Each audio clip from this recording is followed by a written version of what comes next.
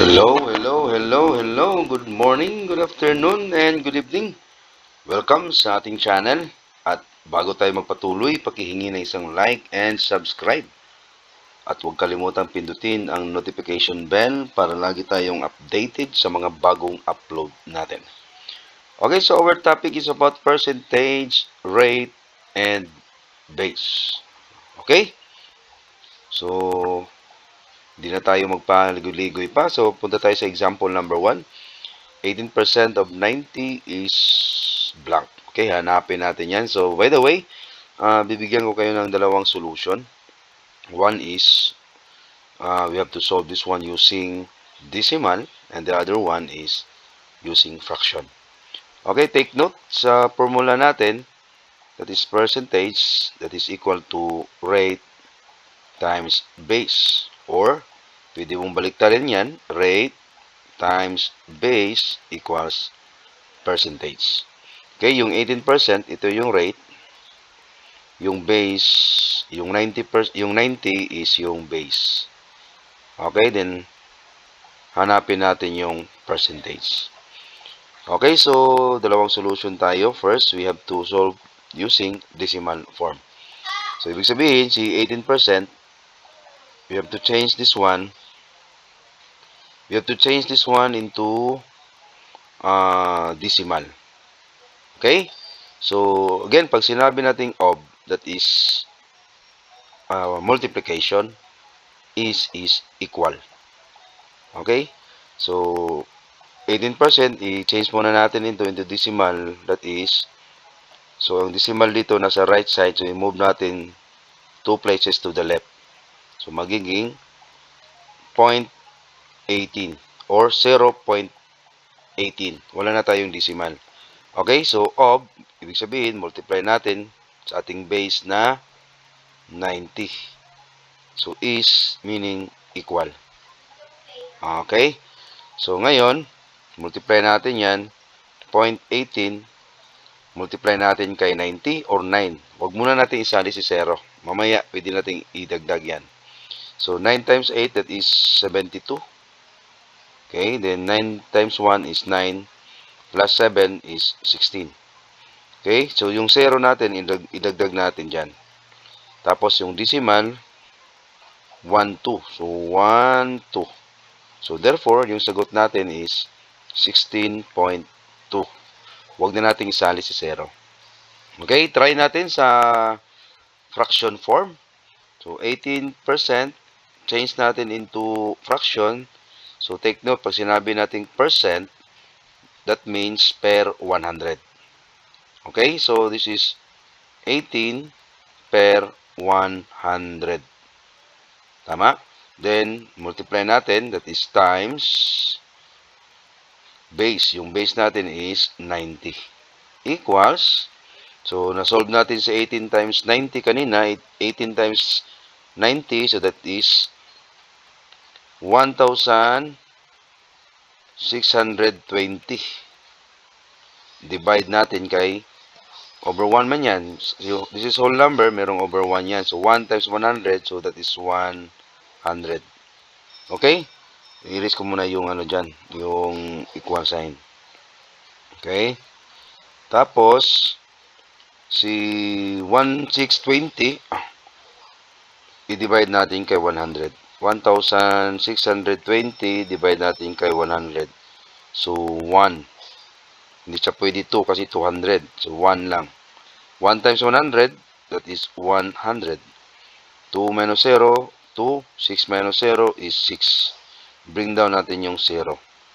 Okay, hanap tayo ng number na kapag multiply natin sa 100, magiging 620 or less. So, that is 6. 6 times 100 is 600. Okay, minus natin 0. So, 2 minus 0 is 2. Okay?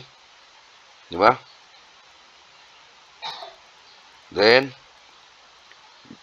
0.0. Okay? Bring down 0. Then, point. Hanap naman tayo ng number na i-multiply natin sa 100, magiging 200. So, this is 2. 2 times 100 is 200. Okay, therefore, yung solution natin ay pareho. So, 18% of 90 is 16.2. Okay, so let's proceed to number 2 example. So, number 2, 12.5% of 560. Okay, so solve natin. Dalawa pa rin yung solution natin dito. One is yung decimal. So, 12.5. Hindi na maagi. 12. No, naman eh. Hindi na maagi akong kuhan. Maggamit na lang tayo ng red. 12.5%. Change natin into decimal. Para maalis natin yung percentage dyan. So, paano yan? Move natin si decimal doon sa left side. So, magiging 0.125 or 0.125. Okay? So, ngayon, apply natin yung formula natin. So, that is rate times base. So, 0.125 multiply natin kay 560. Mayan. So, equals, di pa natin alam. Okay, so, i-times natin yan. Pwede natin, hindi na isali si 0. Okay, erase muna natin yan, be. Erase natin si 0. Okay, so, unahin natin yung 5, yung 0.125, multiply natin kay 56.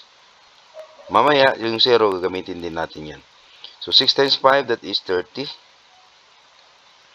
6 times 2 is 12, plus 5 is 15. 6, 7, then 25, then 10, 12, then 5 times 1, 5, plus 1, 6. 0, 10, 8, 10, 7. Then yung 0 kanina, idagdag natin dito. Tapos yung decimal, bilangin natin, 1, 2, 3. Yung decimal point dito, nasa right side, so 1, 2, 3. So, ibig sabihin yung 70. 70 yung sagot natin. Makitry natin doon sa fraction. So, 12.5%, change natin into fraction. Take note, si 12.5, gawin natin whole number yan. Okay, mamaya na lang ha. So, ibig sabihin ng 12.5 ng percent, alisin natin to, that is per 100. Di ba? So, alisin natin itong decimal, move natin doon sa right side, magiging 125. Then, kung nag-move tayo dito sa right side ng isang place, dito rin sa denominator, mag-move din tayo, magdagdag tayo ng 0. So, magiging 125 over 1,000. Okay? Then, times yung base natin na 560. 560 equals. Okay? Then, sa 125, i-reduce natin ito. Divide natin by 125. Si 1,000, i-divide din natin by 125. So, 125 divided by 125 is 1. 1,000 divided by 125 is 8. Then, times 560 equals. Si 560 na whole number, meron niyang over 1. Okay? So, 1 times 560 is 560. Divide by 8 times 1 is 8. So, equals. So, divide natin. 560, dito na lang ha. 560, divide natin by 8. Okay, so, hanap tayo ng number na i-multiply natin sa 8, magiging 56 or less. So, 7. So, that is 56.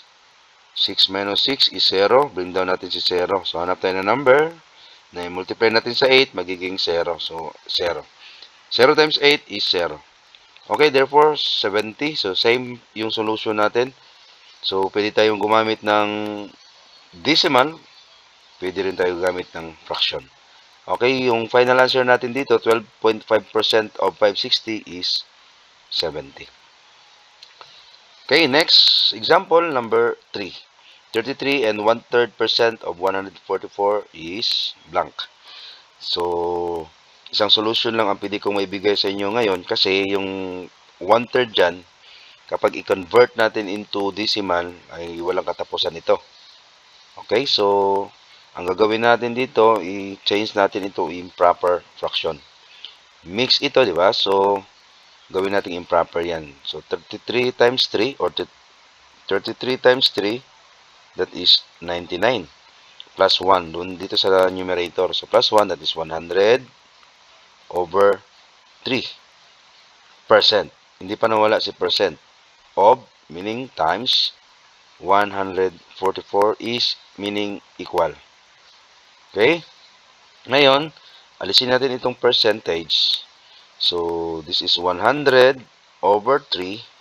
Take note sa percent, meaning percentage per 100. So, ibig sabihin, per 100 times 144 equals, yan ang hanapin natin. So, ngayon, so division ito, di ba? So, change natin ito into multiplication. And kunin natin itong reciprocal ng 100 over 1. Merong over 1 dyan kasi whole number na itong 100 eh. Di ba? So, 100 over 3. Dito muna tayo kay numerator. Then, dito kay denominator, mag-reciprocal tayo dito. So, ang reciprocal niyan is 1 over 100. Okay, times 144 equals. Okay?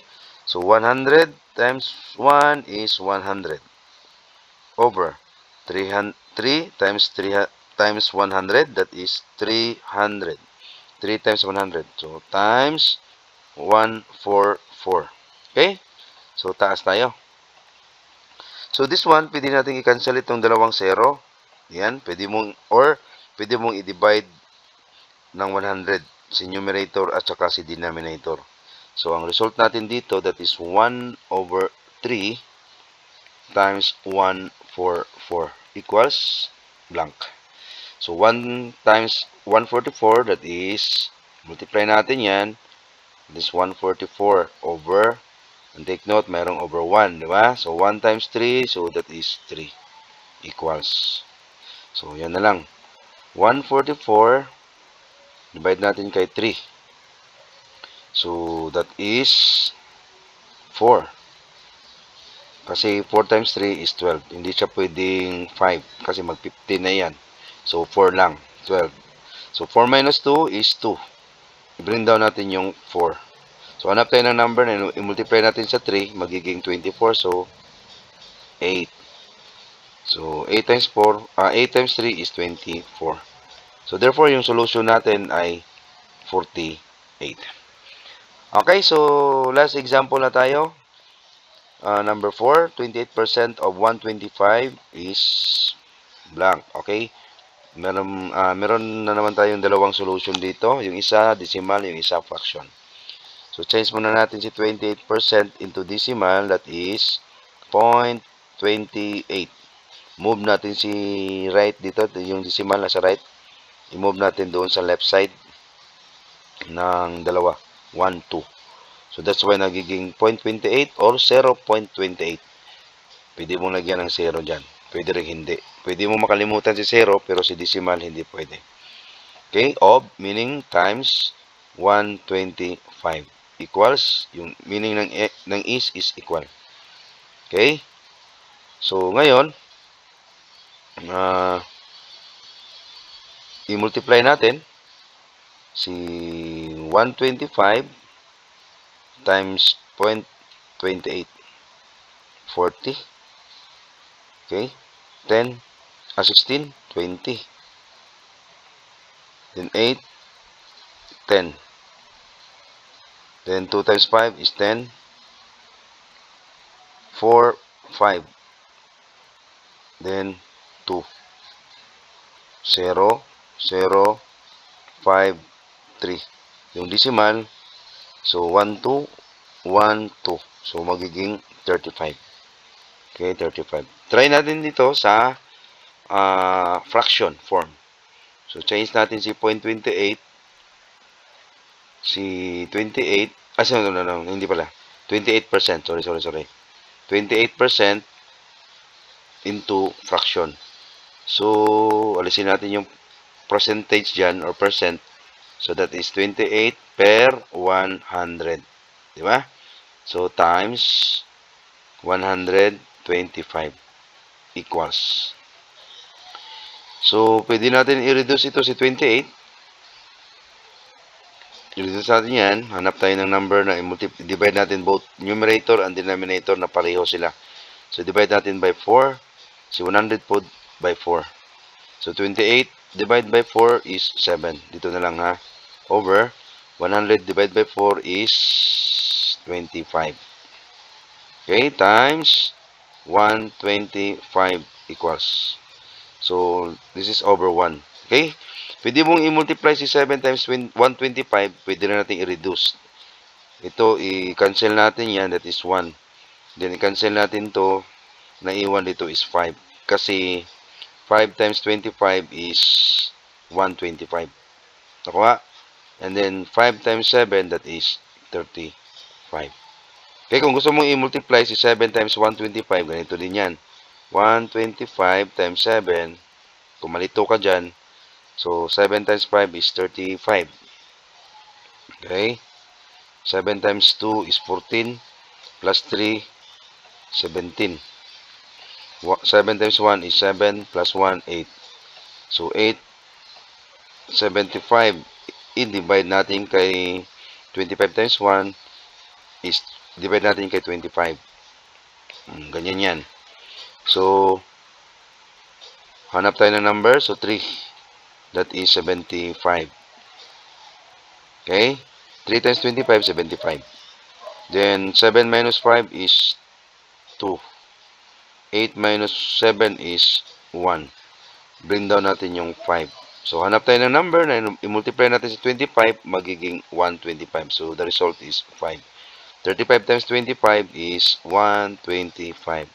So, therefore, our solution is correct. So, yung sagot natin, 28% of 125 is 35.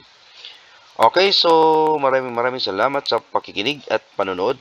And again, sa hindi pa nakasubscribe, paki-subscribe na lang at huwag kalimutang pindutin ang notification bell para lagi tayong updated sa mga bagong upload natin. Maraming salamat and God bless.